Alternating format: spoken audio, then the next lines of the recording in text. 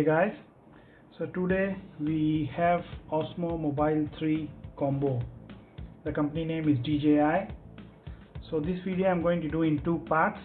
First part will show you the unboxing video, and in the second part we will show the use in the real world. Here we have Osmo Mobile 3 smartphone gimbal combo kit. You must be wondering, what does I mean by combo kit? So let you guys know that this device available in two options. First option is a normal kit and second is a combo kit. So today we are having here is a combo kit. This raises another question, what I will get in a combo kit. Let's open the packaging box and see what is inside the combo kit. So this is a packaging box of Osmo Mobile 3 combo kit. Here at the back they have mentioned what is inside the combo kit. Here you can see they have provided a tripod stand and a box for the Osmo Mobile 3 gadget.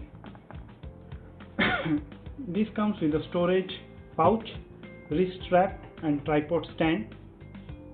Now we will open the kit and see what is inside.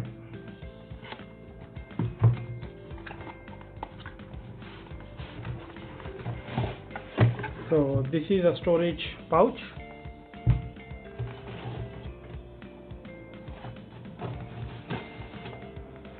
So they have this type of packaging. So you have to open it this way, and there they have a user manual guide.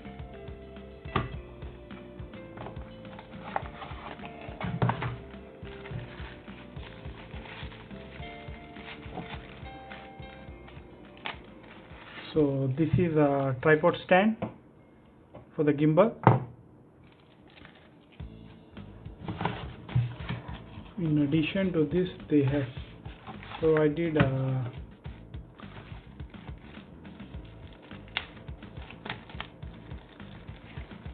pouch,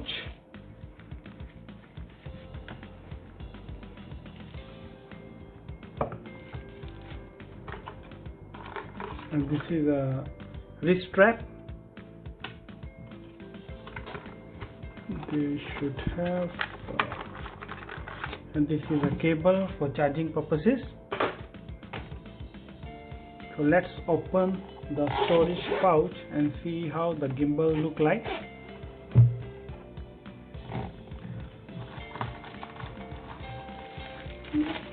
DJI have done a great job by redesigning the handle and pots.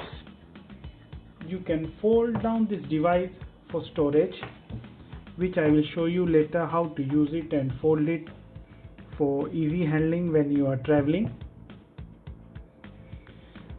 This support the mobile with the screen width of 3.5 inches, and Osmo Mobile 3 combo is using DJI Mimo App, which is available on Google Play Store and Apple Store. This one is using Active Track 5 technology, sport mode. So guys, now I will show you how to unfold the gimbal and how to mount smartphone on the gimbal. So let's unfold it. So once you unfold it, you can see there is a sticker showing phone camera direction. So make sure you follow the instructions in order to get a good and a nice video. So once you have a smartphone ready, just mount it. After mounting, you have to make sure it's balanced. So you have to adjust it by moving it to left and right.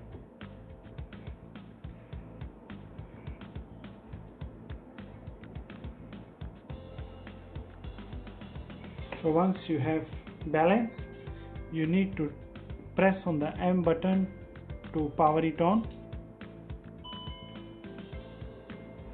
So once you have power it on,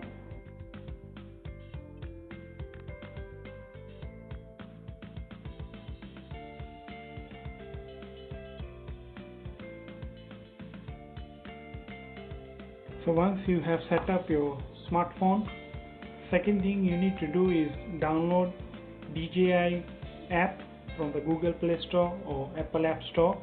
I have already downloaded the app.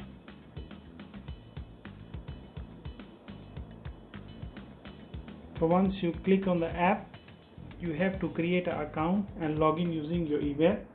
So once you have set up an email and connect your gimbal with a smartphone, you will see this page.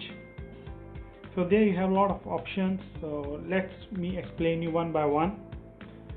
So this is a joystick, so you can move the gimbal left and right. Okay.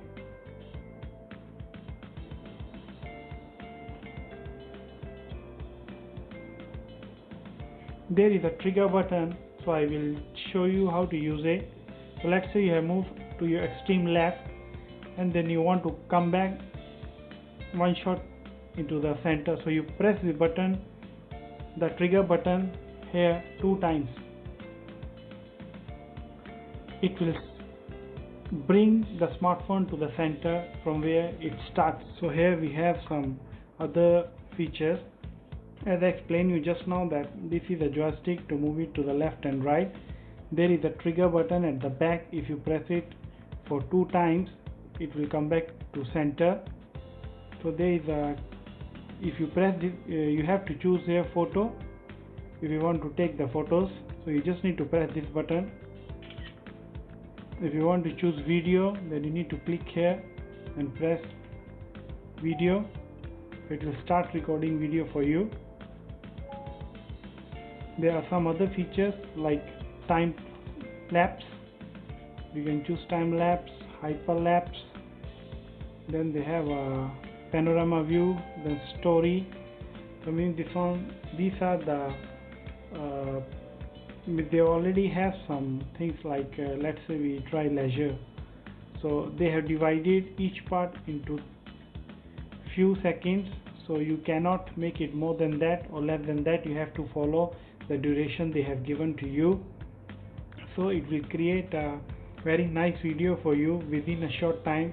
Like if you want to use it for your Instagram or Facebook, so you can use it for that purpose. So there are some functions of this trigger button.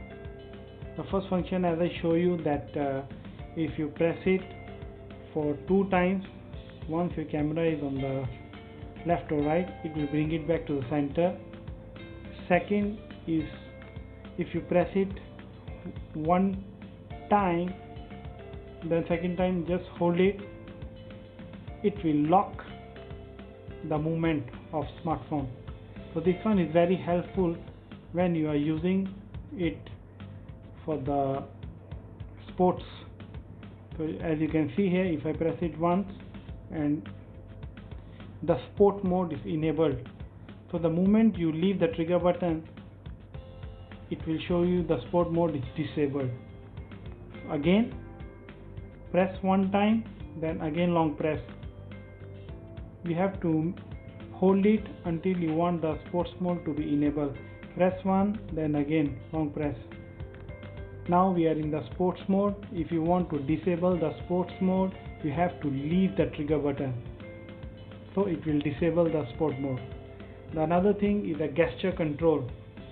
So you have to go to the settings here. Here they have an option called gesture control. Means you need to use gestures to enable the active track. They are using active track 3. So once you enable it, in the next part I will show you how to use the gesture. So these are some of the features which you really can use it. And there is a dolly button on the side of the gimbal which you can use to zoom in and out. So this will give you a very videographic view, theater view in your video, that without even touching your smartphone you can control the zoom in and out. So you can turn off the gesture control feature here. There are other few features like time lapse. They advise to use tripod stand if you want to do the time lapse, because this small tripod stand is not good enough if you want to do the time lapse. But still you can do it if you want, but it's advisable to use a proper tripod stand. For the hyperlapse, it's quite good. I will show you in the next part of the video how is the output with the hyperlapse.